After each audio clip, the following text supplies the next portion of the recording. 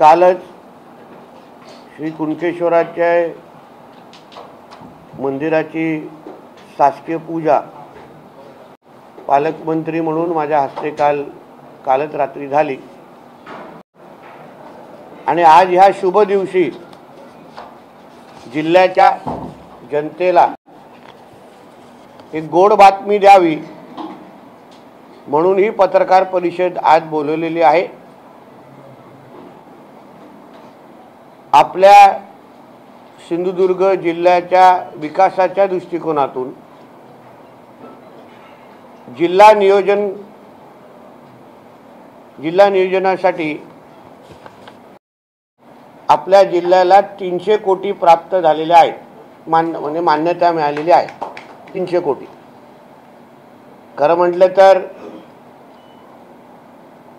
सिंधुरत्न आणि या सगळ्या योजनेला ते 300च्या पण वरती जात आहे, पण तरीही माझ्याकडे 300 कोटीची मान्यता आलेली आहे।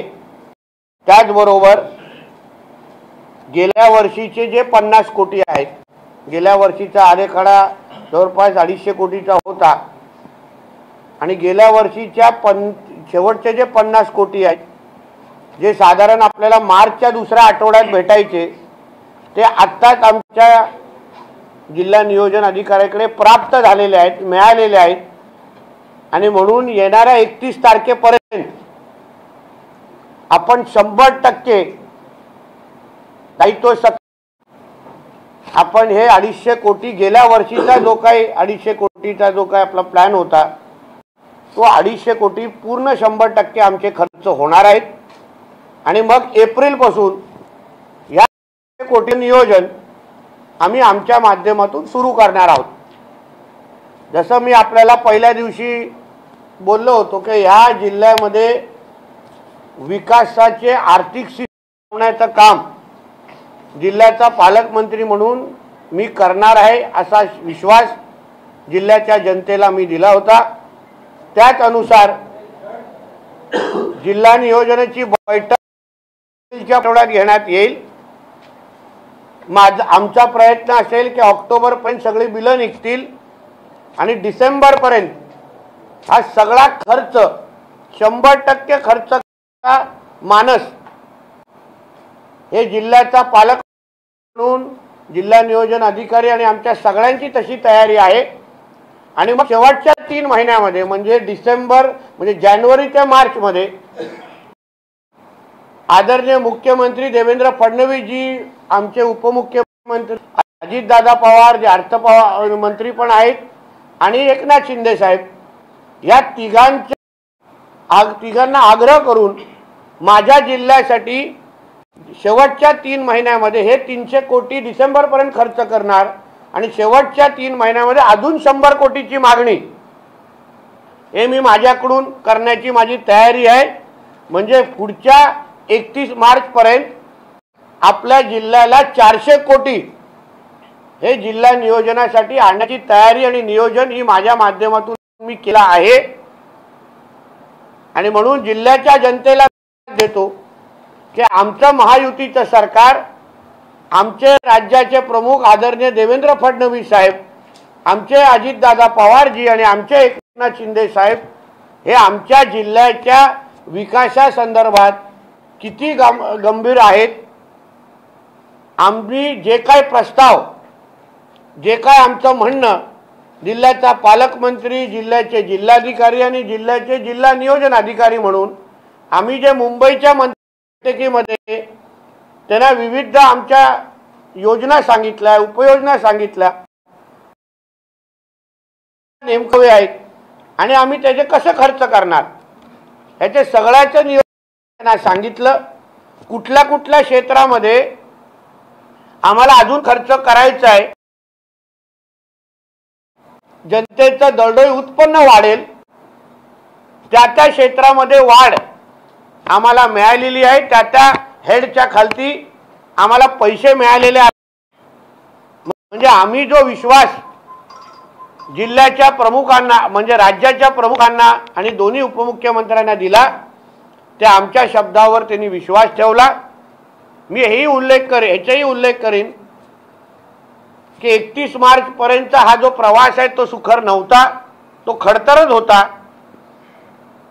आमच्या ओरस कार्यालयामध्ये काही लोक निर्णय घेण्यासाठी 2 वेळा नाही 10 वेळा विचार करतात। लोकांच्या जनतेच्या हिताचे पण निर्णय लवकर घेतले जात नाहीत। सुट्ट्यांचं प्रमाण मोठ्या प्रमाणामध्ये अधिकाऱ्यांमध्ये आहे। या सगळ्या गोष्टीमध्ये शिस्त आणण्याची जबाबदारी ही आता जिल्ह्याचा पालकमंत्री म्हणून माझी आहे। त्यानुसार मी माझा कारभार सुरू केलेला आहे। हे आता शेवट जेव्हा आपण उदाहरण गेल्या 1.5-2 महिन्यामध्ये आम्हाला 250 कोटी खर्च करण्याची आमच्यावर बोजा होता किंवा जबाबदारी होती। म्हणजे वर्ष संपेपर्यंत आपले पैसे खर्चच होत नव्हते, पडतच नव्हते। मग आम्ही सगळ्यांनी प्रशासनाच्या मागे आम्ही तो गोष्टी करून घेतलेल्या आहेत। पण हे आर्थिकपणा जो आहे तो परत माझ्या जिल्ह्यामध्ये खपून घेणार नाही असा स्पष्ट संदेश मी जिल्ह्याच्या प्रशासनाला देते। आणि मी ह्या पुढच्या आर्थिक वर्षामध्ये खासदार सन्मान्य राणे साहेब, आमदार सन्मान्य निलेशजी राणे, आमदार सन्मान्य दीपक केसरकरजी, आमचे निरंजन डावकरेजी, अनिकेत तटकरेजी हे सगळ्या जणांना एकत्र घेऊन जिल्ह्याच्या अन्य आमच्या विविध पक्षाच्या लोकप्रतिनिधींना घेऊन एकत्र येऊन या जिल्ह्याला समृद्ध बनवण्यासाठी, आर्थिक दृष्टिकोनातून भक्कम बनवण्यासाठी आणि हा आमचा पहिल्या 5 क्रमांकामध्ये आणण्याच्या दृष्टिकोनातून आमच्याकडून पावलं टाकले जातील।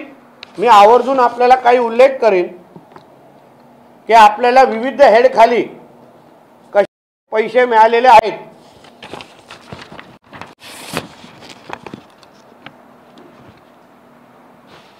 म्हणजे जिल्ह्याच्या मच्छीमार सहकारी संस्था आणि या सगळ्यासाठी गेल्या वर्षी कोटी होती, यावेळी 6 कोटी झालेले आहेत। ग्रामपंचायतीच्या सुधारणे या ग्राम विकास हेडच्या खाली आपल्याकडे गेल्या वर्षी 3,50,00,000 होते, यावेळी 4,100,000 झालेले आहेत। त्याचबरोबर साखव बांधकाम जे आमच्या सगळ्यांसाठी अतिशय महत्त्वाचे ते 9 कोटीचे 12 कोटी झालेले आहेत। ग्रामीण रस्ते विकास व मजबूतीकरण रस्ता हा आमच्यासाठी अतिशय महत्त्वाचा विषय असतो सगळ्यांच्या विकासाच्या दृष्टिकोनातून, ते 13 कोटी झालेले आहेत।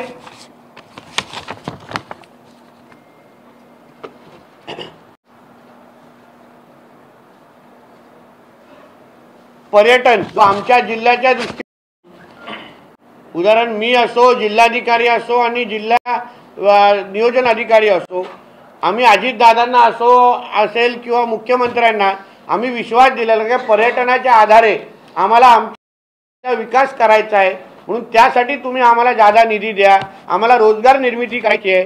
त्यासाठी ते 8 कोटीचे ते आपल्याला 10 कोटी झालेले आहेत, म्हणजे तिथे 2 कोटीची वाढ आपल्याला मिळालेली आहे।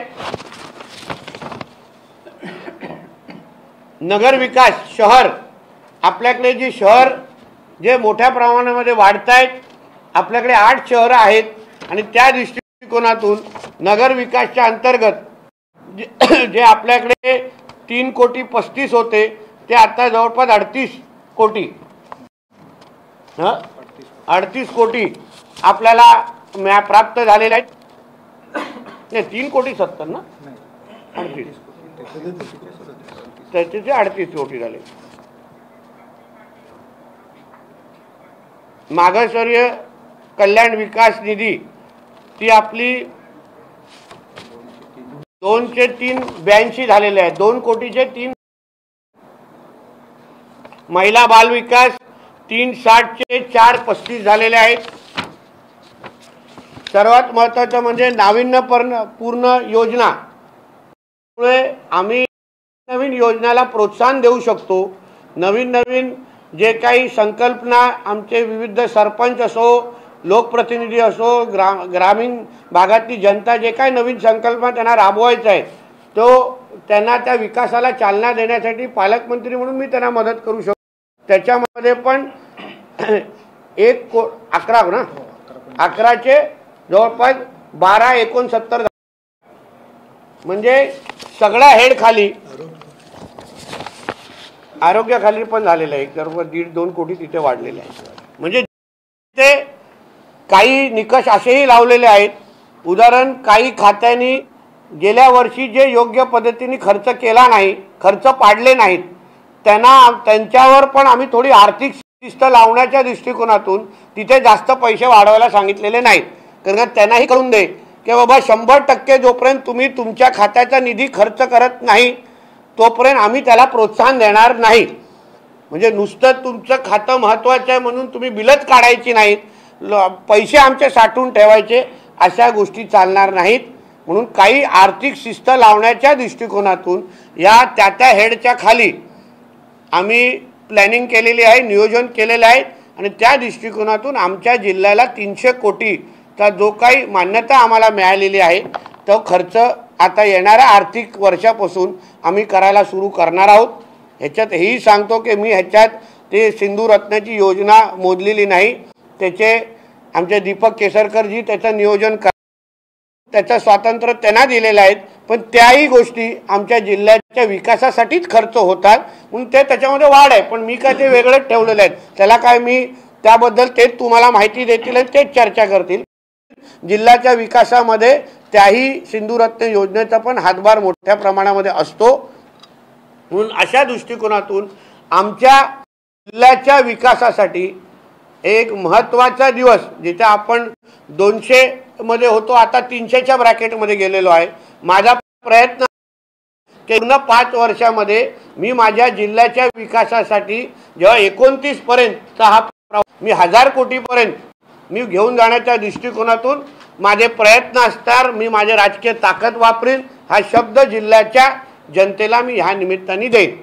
दुसरा एक विषय ह्याच्यानंतर घेईन की आपल्या 28 तारखेला संध्याकाळी आपल्या देवगडमध्ये कोकण सन्मान जे काही इथे क्रिएटर्स आहेत, यूट्यूबर्स आणि या सगळ्याच्या क्रिएटर्ससाठी एक कोकण सन्मान पुरस्काराचा कार्यक्रम आपण देवगडमध्ये संध्याकाळी 7 वाजता वेदा हॉटेलच्या मागे घेणार आहोत.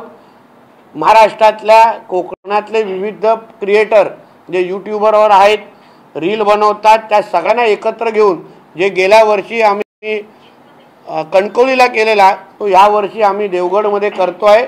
त्यामुळे देवगडच्या विकासाच्या दृष्टिकोनातून, देवगडच्या पर्यटन विकासाच्या दृष्टिकोनातून ह्या यूट्यूबर्स ज्यांच्या प्रत्येकाचे फॉलोअर्स हा 1.5-1.5, 2-2, 4-4 लाख आहेत, त्यांचं यूट्यूबर्सचं आणि ह्या लोकांचं महत्त्व आज वेगळं आहे.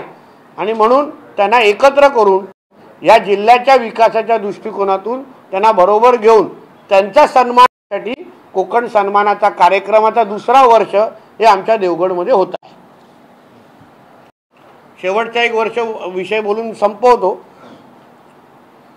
आदरणीय नरेंद्र महाराजांच्या बाबतीमध्ये काँग्रेसचे माजी विरोधी पक्षनेते विजय वडेट्टीवारजीने, विजय वडेट्टीवार म्हणेन किंवा विजय म्हणेन त्याला, कारण का त्याला लोकांना सन्मान द्यायला येत नाही, ज्यांनी आमच्या नरेंद्र महाराजजींना त्यांचा एकेरी उल्लेख केला. आमच्या कोकण पट्ट्यामध्येच नाही पण महाराष्ट्रात नाही, आंतरराष्ट्रीय पातळीवर पण आज ते काय फक्त नाणीजपर्यंत सीमित नाही आहेत, पण आंतरराष्ट्रीय पातळीवर ते आणि त्यांचे मुलगा आणि त्यांचं पूर्ण त्यांचा जे काही त्यांचे अनुयायी आहेत एकत्र मिळून जेवढं विकासाचं काम करतात तेवढं या विजयनी किंवा या विजय वडेट्टीवारनी त्याला 100 जन्म घेतले तरी पण तो करू शकणार नाही किंवा कुठलाच काँग्रेसवाला करू शकणार नाही. हे सगळे हिंदू द्वेषी आहेत. ह्यांना आमच्या साधू संतांना माझ्या कानावर हेही आलेलं की उद्या चुकून अगर महाविकास आघाडीचं सरकार आलं असतं तर ह्यांनी असंख्य साधूंना जेलमध्ये टाकण्याचा कार्यक्रम या महाविकास आघाडीचा होता. त्यांची यादी तयार, या साधू संतांना, हिंदू साधू संतांना आम्ही जेलमध्ये टाकणार आहेत, खोट्या केसेस टाकणार आहेत, असे हे लोकांच्या काँग्रेसवाल्यांचं नियोजन झालेलं, तयारी होती, यादी तयार होती. फक्त ह्यांचं नशीब असं ते महाराष्ट्रातल्या हिंदू समाजाने एकत्र येऊन या महायुतीचं हिंदुत्वादी विचाराचं सरकार आणलं आणि म्हणून यांचे सगळे मनसुबे हे धुळीत मिळाले आणि म्हणून ह्यांना ते काय करायला जमलं नाही। फक्त ह्या जे काही वक्तव्य ह्या विजय वडेट्टीवारांनी नरेंद्र महाराजांबद्दल परमपूज्य म्हणजे ते जागतिक दर्जाचे विचारवंत आहेत, धर्मगुरू आहेत, तर त्यांच्याबद्दल जे एकेरी उल्लेख केला याबद्दल ठाकरे सेनेची म्हणजे उभाटाची काय भूमिका आहे ही त्यांनी जाहीर करावी। कशाला आहेत गप्पा कशाला बस, म्हणजे नरेंद्र महाराजांचा अपमान होतोय त्याबद्दल ठाकरे सेनेचे जे कोण काही माकडं इथे आता उरलेले आहेत, जे काय त्यांचे नेते म्हणून फिरतात, जे काय त्यांचे उद्धव ठाकरे आहेत, जे काय कोणते आदित्य ठाकरे आहेत, ते चकार शब्द काढणार नाही। तेच अगर कुठल्या नमानीबद्दल किंवा कुठल्या मुल्ला मौलवीबद्दल कोण काय बोललं असतं तर लगेच मातोश्रीला मिरची लागली असती, लगेच महाविकास आघाडी वाले अंगावर आले असते। आज आमच्या हिंदू धर्माचा धर्मगुरू आहेत त्यांच्याबद्दल अपशब्द वापर, त्यांचा अपमान झालेला आहे म्हणून ठाकरे सेना गप्प आहे का हा प्रश्न जिल्ह्यातला, राज्यातला आणि मातोश्रीमध्ये बसलेला धर्मांतर झालेला, राजकीय धर्मांतर झालेला मुल्ला उद्धव ठाकरे निमित्ताने विचारायचं आहे। धन्यवाद।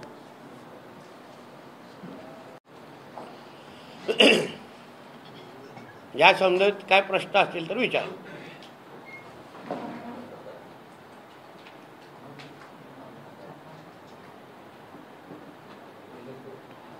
काय अरे झालं ना किती ते नीलम गोरे 2 चे 4 मर्सिडीज 8 मर्सिडीज झाले, काय झालंय? हा अहो ज्यांना जे शिवसेनेचा इतिहास ज्यांना माहिती आहे, मग ते आदरणीय राणेसाहेब असतील, आदरणीय एकनाथ शिंदे साहेब असतील, जे जुने शिवसैनिक आहेत त्या प्रत्येकाला माहिती आहे की नीलम गोरे ताई जे बोलले ते सत्यच आहे। म्हणून एकनाथ शिंदे साहेबांनी पाठराखण करायलाच पाहिजे, कारण का त्यांना सत्य आहे माहिती आहे। कारण की उद्धव ठाकरेची असंख्य बिलं एकनाथ शिंदे साहेबांनी पण भागवलेली आहेत। त्यांना ज्या काही त्यांच्या घरी जे साड्या जातात, ज्या परफ्यूम जातात, गाडीचं पेट्रोल जातं, जे काय त्यांचे प्रायव्हेट विमान वापरतात ते कधीच त्यांच्या नसतात, घरातली एसी पण त्यांची नाही आहे, हे आम्हाला माहिती आहे ना। म्हणून मी कधीतरी उभाटावाल्यांना मी त्यांना आव्हान देतो, चॅलेंज देतो की कधीतरी त्यांनी खुल्या व्यासपीठावर यावं की आम्ही सांगतो की उद्धव ठाकरेचे अंतर्वस्त्रे कुठून येतात आणि त्याचे बिल दिले जातात का, मी पुरावे सकट द्यायला तयार आहे ना आम्ही। म्हणून नीलम गोरे ताई ज्या बोलल्या ते काही वाईट बोललं नाही, फक्त मातोश्रीच्या वहिनींना ते झोमलं कारण का ते सत्य होतं। साहेब पुण्यामध्ये पहाटे 3 बैलांची तस्करी करण्यात आली, त्याला पकडण्यात आलं पुणे पोलिसांकडून आणि विश्व हिंदू परिषदेचे कार्यकर्ते त्यालाच तर हिंदुत्वादी विचाराचं सरकार म्हणतात ना। आमच्या जिल्ह्यामध्ये, आमच्या राज्यामध्ये, आमच्या देवेंद्र फडणवीसजींच्या नेतृत्वात खाली असलेल्या सरकारमध्ये ह्या कुठल्याही जिहाद्यांना आमच्या गौमाताकडे वाकड्या नजरेने पायाची हिम्मत आम्ही देणार नाही, ती पूर्ण त्यांची कंबरडं मोडणार। म्हणून जिथे जिथे हे बिळात लपलेले असतील, ज्यांना वाटत असेल की माझ्या सिंधुदुर्ग जिल्ह्यामध्ये, आमच्या महाराष्ट्रामध्ये कत्तलखाने चालू शकतील, गोहत्या करू शकतील ना, त्यांनी आपले पासपोर्ट काढावे आणि पाकिस्तानातून निघून जावं, बांगलादेशला निघून जावं। कारण का आता महाराष्ट्रामध्ये कोणीही आमच्या गाईकडे, गौमातेकडे, ज्यांना आम्ही राज्यमाताचा दर्जा दिलेला आहे, त्याच्याकडे वाकड्या नजरेने बघणारे ना आम्ही बाहेर फिरून देणार नाही।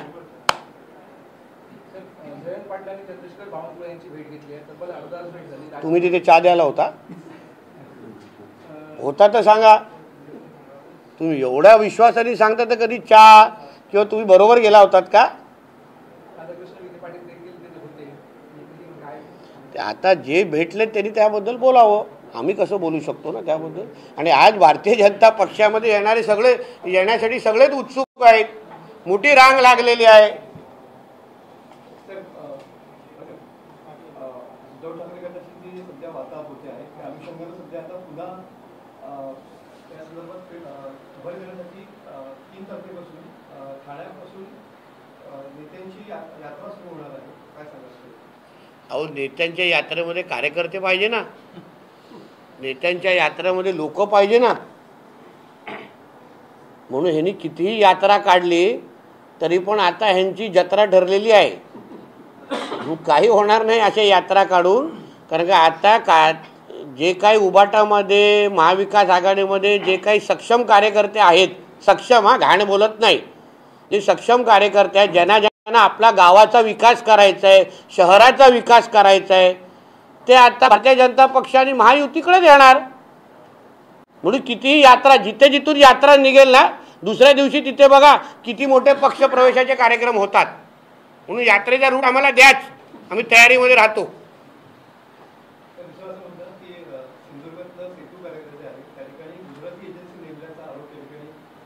एक लक्षात घ्या, चालवणारे मराठी आहेत, निंबाळकर आहेत, तुम्ही जरा ते ऑर्डर वाचा व्यवस्थित. चालवणारे सगळे मराठी. आणि मी बसलोय ना इथे, माझ्या इकडच्या लोकांना त्याचा फायदा कसा मिळवून द्यायचा, रोजगार कसा मिळवून द्यायचा, त्यासाठी नितेश राणे पालकमंत्री म्हणून सक्षम आहे.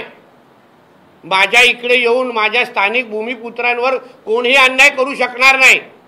आणि जे गुजरातच्या वर आक्षेप घेत आहेत ना माझी खासदार सारखे, त्यांना सांगा की पहिला त्यांच्या मालकाला जाऊन सांगायला की त्यांच्या मुलांना गुजरात्यांच्या लग्नामध्ये नाचायला बंद करायला सांगा. पहिलं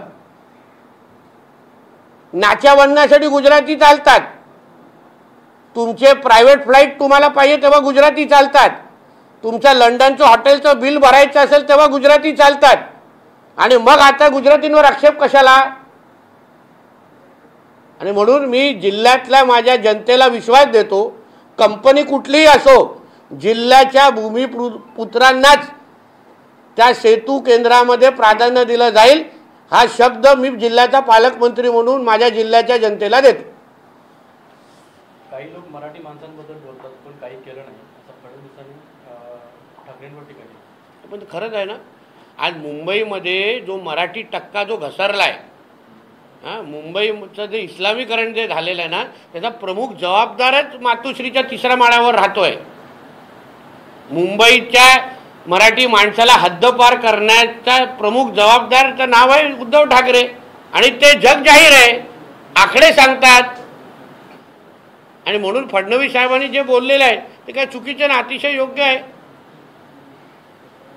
पण आमच्या सरकारच्या माध्यमातून बाहेर गेलेला जो मराठी माणूस आहे, जो वसई, विरार, नालासोपारा किंवा जो जिकडे बाहेर नालासोपारा तिथे राहणार गेलेला जो मराठी माणूस आहे ना, तो सन्मानाने परत मुंबईमध्ये आणून त्याला आर्थिक सक्षम करण्याचं काम हे आमच्या भारतीय जनता पक्षाच्या नेतृत्वात असलेलं सरकार निश्चित पद्धतीने करेल एवढा विश्वास देतो.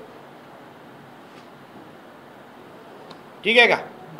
3 वर्षापूर्वी जे शिंदेचं सरकार होतं ते फिक्सिंग मधून आलं असं सामनामध्ये उल्लेख केलेला आहे. तर दुसरीकडे असं म्हटलं की फडणवीसांनी जे निर्णय महाविकास आघाडीचं सरकार पण दलालीमधूनच आलेलं आहे.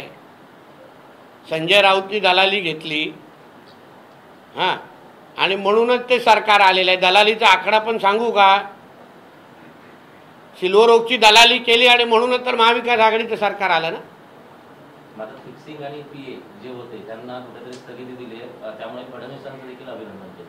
हो, पण अगर सरकार पारदर्शक पद्धतीने काम करत असेल, भ्रष्टाचार मुक्त होत असेल, तर त्या गोष्टीला कोणाचाच आक्षेप नाही. ना शिंदे साहेबांचा आहे ना अजितदादांचा आहे. फडणवीस साहेबांच्या निर्णयाचं स्वागत सरकारमधल्या सगळ्याच लोकांनी केलेलं आहे. कोणालाच त्या गोष्टीचा आक्षेप नाही आहे.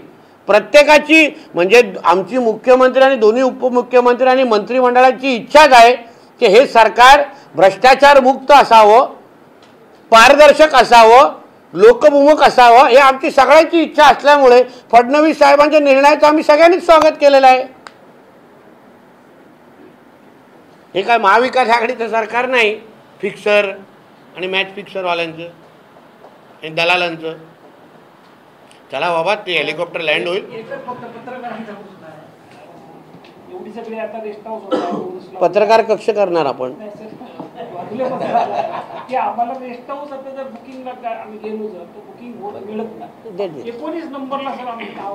कधी आता आमचं priority कधी number कधी नवीन GR मध्ये आहे. GR मध्ये ना, पण ते GR कुठला काही असो, सिंधुदुर्गच्या पत्रकारांवर अन्याय होणार नाही. पालकमंत्री म्हणून माझा तुम्हाला शब्द आहे. इथे आमचे सर्व गोड आहेत, त्यांच्या ऑन कॅमेरा मी त्यांना आहे की पहिला क्रमांक पत्रकारांना प्राधान्य द्यायचं. ऑन कॅमेरा पुरावा दिलेला आहे तुम्हाला. नाही त्यांना ऑन कॅमेरा देतो ना, ते काय असेल तर तुम्ही काही चिंता करू नका. तिकडे 19 असला तरी माझ्याकडे 1 नंबर आहे.